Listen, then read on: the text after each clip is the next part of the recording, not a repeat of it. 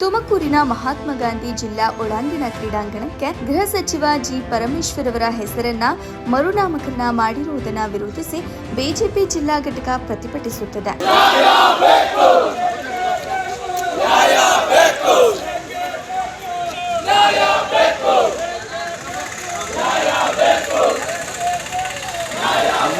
G Parameshwar ಅವರ ಹೆಸರಿನ ನಾಮಫಲಕ ತೆರವುಗೊಳಿಸಿ ಮಹಾತ್ಮ ಗಾಂಧಿ ಅವರ ಹೆಸರಿನ ನಾಮಫಲಕ ಇಡುವಂತೆ ಒತ್ತಾಯಿಸಿದ್ದಾರೆ.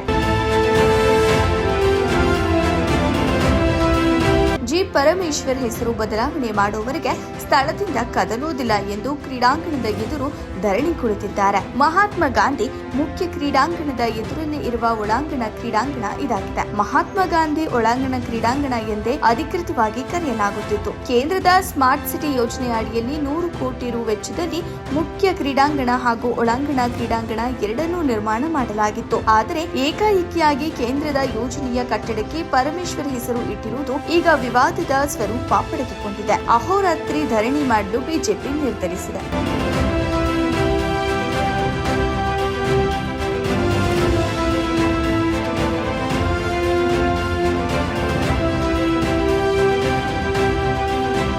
ನಮ್ಮ ಮಹಾತ್ಮ ಗಾಂಧೀಜಿ ಸ್ಟೇಡಿಯಂ ಸುಮಾರು 100 ವರ್ಷ ಇತಿಹಾಸ ಇರುವಂಥ ಒಂದು ಸ್ಟೇಡಿಯಮ್ಮು, 50 ವರ್ಷ. ಅದಕ್ಕೆ ಮಹಾತ್ಮ ಗಾಂಧೀಜಿಯವರು ಇಲ್ಲಿ ತುಮಕೂರಿಗೆ ಬಂದೋದಂಥ ಸಂದರ್ಭದಲ್ಲಿ ನಾವು ಒಂದು PU ಕಾಲೇಜ್ ಗ್ರೌಂಡು ಮತ್ತು ಇದನ್ನು ಎರಡೂ ಕೂಡ ವಿಶೇಷ 1978 ಇದನ್ನು ಪ್ರಾರಂಭ ಆಗಿದ್ದು ಸ್ಟೇಡಿಯಮ್ಮು. ಅದು ಒಂದು ಈ ದೇಶ ಕಂಡಂಥ ಒಬ್ಬ ಸ್ವಾತಂತ್ರ್ಯ ಹೋರಾಟಗಾರರು, ಫಾದರ್ ಆಫ್ ದ ನೇಷನ್, ಅವ್ರ ಹೆಸರು ಇಲ್ಲಿತ್ತು. ಆದರೆ ಇವತ್ತು ಏಕಾಏಕಿ ಡಾಕ್ಟರ್ ಪರಮೇಶ್ವರ್ ಒಳಾಂಗಣ ಕ್ರೀಡಾಂಗಣ ಅಂತೇಳಿ ಹೆಸರನ್ನು ಬದಲಾವಣೆ ಮಾಡಿದ್ದಾರೆ. ಪರಮೇಶ್ವರರು ಒಬ್ಬ ಕರ್ನಾಟಕ ಕಂಡಂಥ ಒಬ್ಬ ಸಜ್ಜನ ರಾಜಕಾರಣಿ. ಯಾವುದು ಕಾಂಟ್ರವರ್ಸಿಗೆ ಅವ್ರು ಯಾವತ್ತೂ ಹೋಗಲ್ಲ, ಎಂಥ ಸಂದರ್ಭದಲ್ಲೂ ಅವ್ರು ಕಾಂಟ್ರವರ್ಸಿ ಮಾಡ್ಕೊಳ್ಳಲ್ಲ.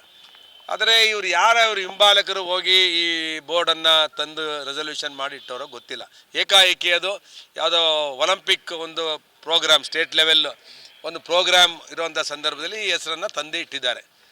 ನಾನು ಪರಮೇಶ್ವರ್ ಅವರಿಗೆ ವಿನಂತಿ ಮಾಡೋದಿಷ್ಟೇ, ನಿಮಗೆ ಉಜ್ವಲವಾದ ಭವಿಷ್ಯ ಇದೆ. ನೀವು KPCC ಅಧ್ಯಕ್ಷರಾಗಿದ್ದವರು, ಉಪಮುಖ್ಯಮಂತ್ರಿಗಳಾಗಿದ್ದಂಥವ್ರು, ಮತ್ತು ಭಾಳ ದೀರ್ಘವಾದ ಅವಧಿಯಲ್ಲಿ ರಾಜಕಾರಣ ಮಾಡಿದಂಥವ್ರು, ಯಾವುದೇ ಕಪ್ಪು ಚುಕ್ಕಿ ಇಲ್ಲದೆ ರಾಜಕಾರಣ ಮಾಡಿದಂಥವ್ರು. ನಿಮಗೆ ಇನ್ನೊಂದು ಸ್ಟೆಪ್ ಬಾಕಿ ಇದೆ, ಮುಖ್ಯಮಂತ್ರಿ ಆಗುವಂಥ ಒಂದು ಸ್ಟೆಪ್, ಇನ್ನೊಂದೇ ಸ್ಟೆಪ್ ಇರೋದು. ಅಂಥ ಸಂದರ್ಭದಲ್ಲಿ ನೀವು ಮಹಾತ್ಮ ಗಾಂಧೀಜಿ ಹೆಸರನ್ನು ಚೇಂಜ್ ಮಾಡಿಸಿ ನಿಮ್ಮ ಹಿಂಬಾಲಕರು ಇವತ್ತು ಆ ಸ್ಟೇಡಿಯಂ ಹೆಸರಿಗೆ ನಿಮ್ಮ ಹೆಸರಿಟ್ಟಿದ್ದಾರೆ. ನಾವು ಇವತ್ತು ನಿಮಗೆ ವಿನಂತಿ ಮಾಡ್ತೇವೆ, ಕೂಡಲೇ ಅದನ್ನು ಬದಲಾವಣೆ ಮಾಡಬೇಕು, ಮಹಾತ್ಮ ಗಾಂಧೀಜಿ ಹೆಸರಿಡಬೇಕು ಅಂತ.